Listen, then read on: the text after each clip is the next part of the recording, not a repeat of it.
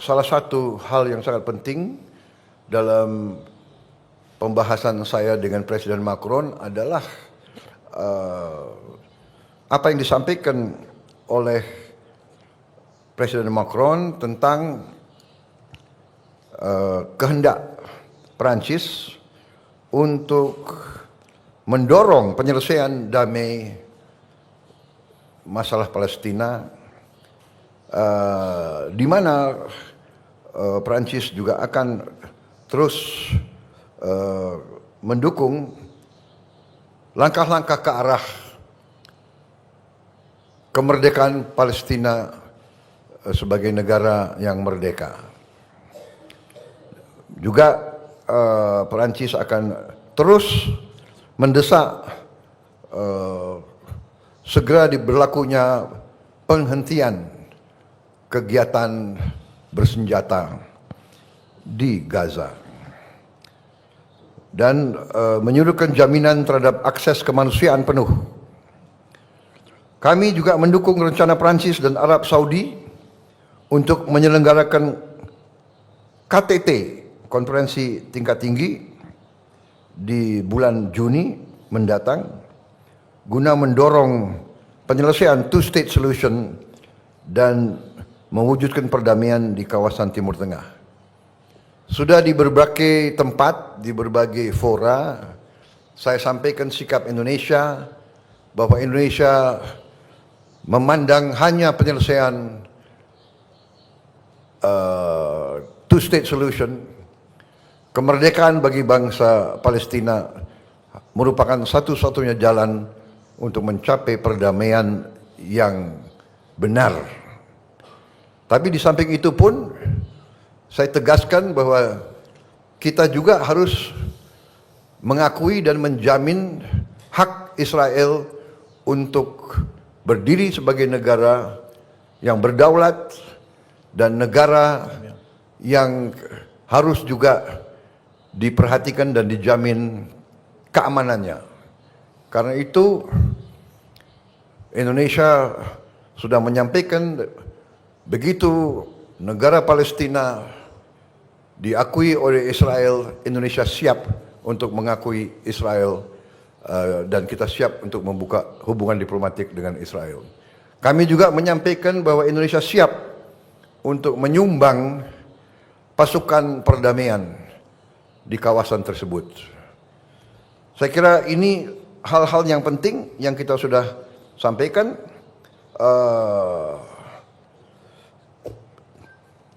Saya harus menyampaikan bahwa keadaan hubungan antara Perancis dan Indonesia berada dalam tingkat yang sangat baik. Kemudian salah satu juga saya dapat undangan langsung dari beliau. Saya diundang sebagai tamu kehormatan dalam hari besar mereka, yaitu 14 Juli yang mereka sebut hari Bastille. Itu hari revolusi Prancis yang mulainya berdirinya Republik Prancis yang modern. Saya terima kasih undangan tersebut. Beliau juga undang kontingen dari TNI untuk ikut dalam defile sana. Jadi Menteri Pertahanan siapkan yang terbaik. Ini saya sampaikan terima kasih Presiden Macron, karena dulu kalau acara itu, kalau saya di Paris, saya nontonnya dari pinggir jalan. Terima kasih sekarang saya bisa naik ke podium bersama Presiden Republik. Ya. Terima kasih Presiden Macron. Kunjungan Presiden Macron ke kita bersama kawan-kawan semua, dan saya sebetulnya mau undang Presiden Macron ke tempat saya di Hambalang, tapi kita lihat waktunya mungkin nggak cukup. Ini alasan nanti untuk undang beliau kembali lagi ke sini dalam waktu itu. Terima kasih Yang Mulia. Terima kasih. Next, the President of the French Republic, His Excellency Emmanuel Macron, to deliver the joint press statement. Merci beaucoup, Monsieur le Président de la République. Cher Prabowo Subianto, Mesdames, Messieurs les ministres, messieurs les ambassadeurs, mesdames, messieurs, en vos grades et qualités, je tiens d'abord à vous remercier, Monsieur le Président, ainsi que le peuple indonésien pour votre accueil, ici même à Jakarta, dans cette magnifique visite d'État qui a commencé ce matin, et nous aurons l'occasion de nous rendre demain ensemble dans la province de Java, vous l'avez dit, la province de Java Centre, pour partager un repas avec les cadets de l'Académie militaire, un de vos grands projets, et je suis fier de pouvoir voir cette réalisation, et aussi les cadets qui ont appris le français, et rendre hommage aussi à l'exceptionnel patrimoine culturel indonésien à Borobudur.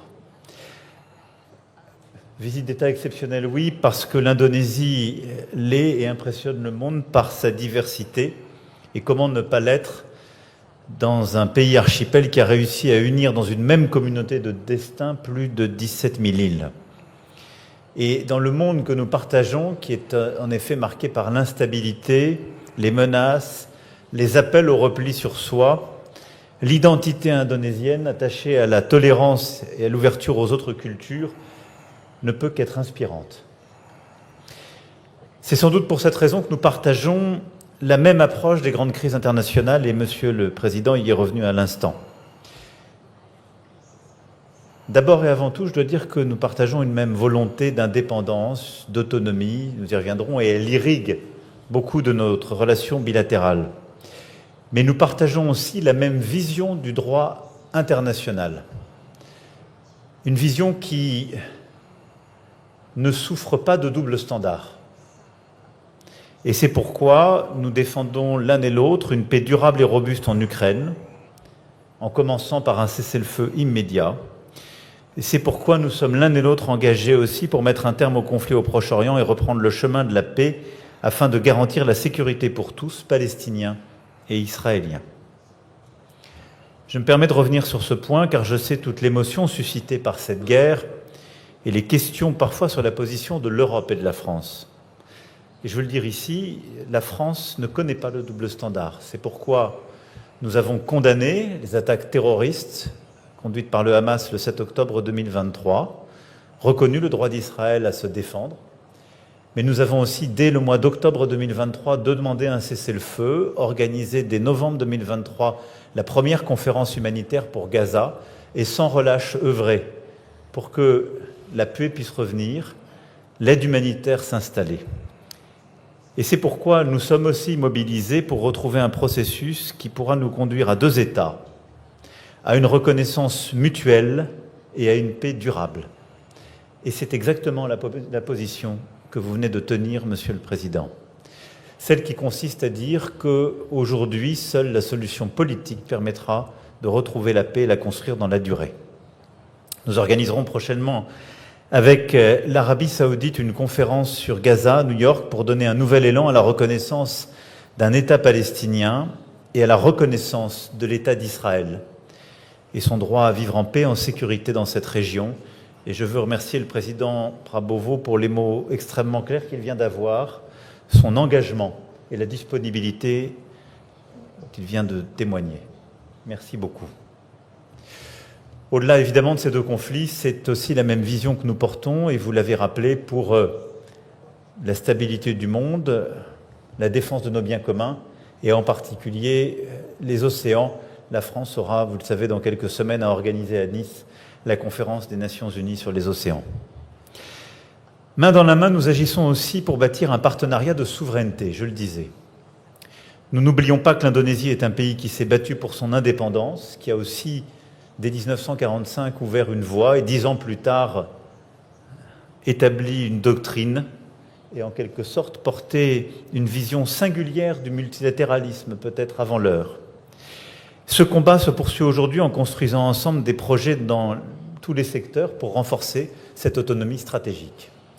Et au fond, je dirais que ce qui nous unit, c'est que nous ne voulons la guerre avec personne, mais nous ne voulons dépendre de personne.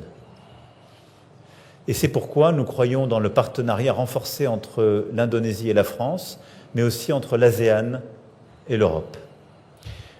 Pour servir cette vision, ce partenariat de souveraineté, ces équilibres, nous avons consolidé ces dernières années dans la défense et la sécurité un lien inédit. Et je suis heureux que la lettre d'intention signée aujourd'hui puisse ouvrir une nouvelle perspective avec des commandes nouvelles de Rafale, de Skorpen, de frégates légères, avec aussi des exercices conjoints consolidés. Vous avez rappelé l'importance des exercices récents, des formations conjointes, et là aussi une intimité plus forte entre nos armées, avec ces échanges d'informations dont nous avons décidé le principe à l'instant. Cette indépendance, cette politique de souveraineté nécessite aussi de renforcer la résilience des chaînes de valeur, avec des projets dans de nombreux domaines qui ont été signés aujourd'hui, le secteur des métaux critiques, le développement de capacités énergétiques décarbonées, mais aussi des projets en matière satellitaire, en matière d'agroalimentaire. Vous le savez, la France est aussi un partenaire important de la transition énergétique de votre pays. Nous avons déjà déployé 450 millions d'euros en prêts sur notre engagement de 500 millions d'euros en appuyant la connectivité électrique dans l'ASEAN. Et je suis heureux que nous ayons pu conclure aujourd'hui dans l'énergie ou dans l'hydrogène, dans l'énergie solaire, et dans l'hydrogène des projets importants. Et nous souhaitons aussi continuer en matière de transport pour avancer dans la décarbonation de votre économie. Je pourrais égrener ainsi de nombreux secteurs. Nous l'avons vu dans la coopération du secteur équin, dans le satellite. Il y a une très grande diversité de partenariats qui sont noués. Et je voudrais insister aussi sur le caractère exceptionnel des partenariats culturels que nous avons conclus aujourd'hui et que nous parachèverons demain, en matière de littérature, en matière de coopération scientifique et muséale, en matière de musique et de cinéma. Nous allons conclure de nombreux partenariats qui d'ailleurs viennent consacrer la reconnaissance de la vitalité culturelle de votre pays et notre volonté d'être un partenaire de premier plan pour développer. Je souhaite aussi que tout ça puisse se traduire par des investissements d'entreprises indonésiennes en France. Nous avons pu en accueillir lors de Choose France et j'aurai l'occasion dans un instant d'échanger avec des investisseurs indonésiens pour avancer dans cette direction. Cette feuille de route est aussi en train de prendre une dimension régionale, je l'évoquais dans son principe, via l'Association des Nations d'Asie du Sud-Est, l'ASEAN. Je m'entretiendrai cet après-midi avant notre dîner d'État avec le secrétaire général de cette organisation. Et projet après projet, nous construisons ce partenariat. De même, l'Union européenne, qui a vocation à renforcer ses liens avec l'ASEAN et l'Indonésie. À ce titre, je veux ici redire, Monsieur le Président, que je soutiens pleinement la conclusion d'un accord de partenariat global entre l'Europe et l'Indonésie. Je tiens enfin à rendre hommage à l'agenda de justice sociale que vous portez via une mesure très concrète et fondamentale, l'accès à un repas à la cantine scolaire. Nos efforts convergent au niveau international. Nous avions lancé plein Covid, cette initiative avec le Programme alimentaire mondial et nous allons développer à vos côtés, accompagner cette initiative extrêmement importante.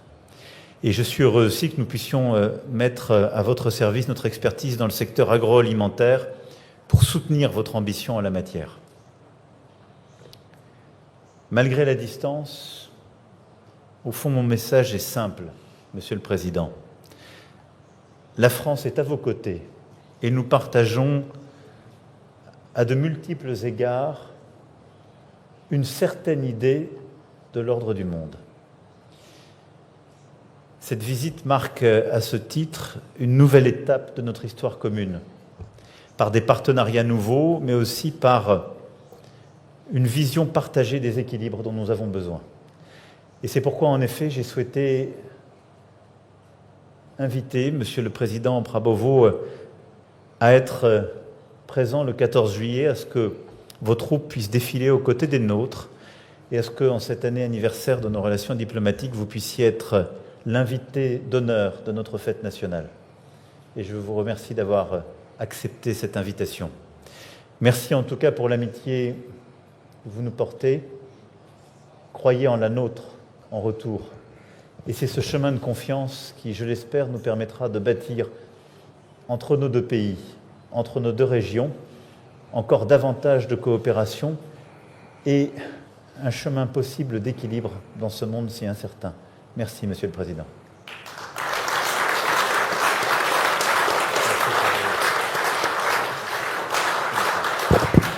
Vive la France.